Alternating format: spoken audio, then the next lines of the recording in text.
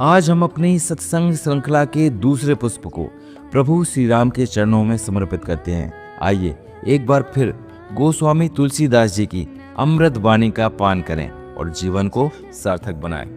सीता राम चरण रति मोरे, अनुदिन बढ़ूं अनुग्रह तोरे।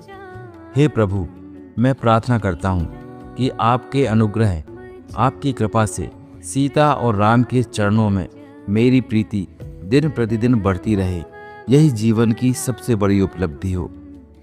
संत तुलसीदास जी ने जीवन के दो सबसे बड़े सिद्धांतों को एक ही चौपाई में बताया है। एक है परम धर्म और दूसरा है परम पाप। आइए इन दोनों पर विचार करें। परहित सरस धर्म नहीं भाई, पर पीड़ा सम नहीं अधिमाई। हे भाई, दूसरों की भलाई, परोपकार के समान कोई धर्म नहीं है और दूसरों को दुख पहुंचाने, पीड़ा देने के समान कोई नीचता या पाप नहीं है। परोपकार ही मानव जीवन का सार है। हम ईश्वर को मंदिरों और तीर्थों में खोजते हैं, लेकिन वह तो हमारे भीतर ही विराजमान है। रामचरितमानस में भगवान शिव माता पार्वती को यह गूढ़ रहस्य बताते हैं कि भगवान कहाँ निवास करते हैं। राम भगत जग चारि प्रकारा, सुकृति चार्यो अनघ उदारा।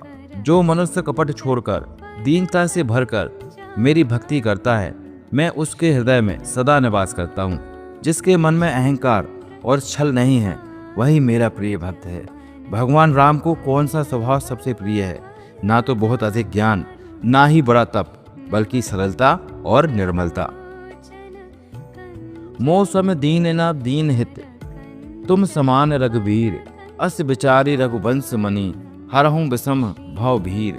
रघुकुल के मणि श्री राम, मेरे समान कोई दीन दुखी नहीं है और आपके समान कोई दीनों का हितैषी दीन हित नहीं है। ऐसा विचार करके हे प्रभु, मेरे इस भयानक संसार रूपी दुख को दूर कीजिए। भगवान के प्रति अटूट प्रेम ही भक्ति की अंतिम कसौटी है। ज्ञान मान जहाँ एकव नाही, देख ब्रह्म समान सब माही। तुलसी जही कर असीमति होई, सोई भक्त मोहि प्रिय अति सोई।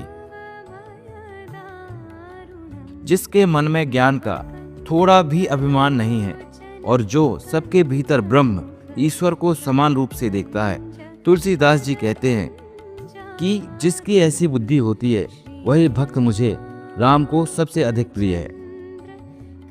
आइए अब आज के सत्संग को विराम दें। हमने जो कुछ सुना उसे अपने जीवन में धारण करने का संकल्प लें। जय श्री राम, जय जय श्री राम।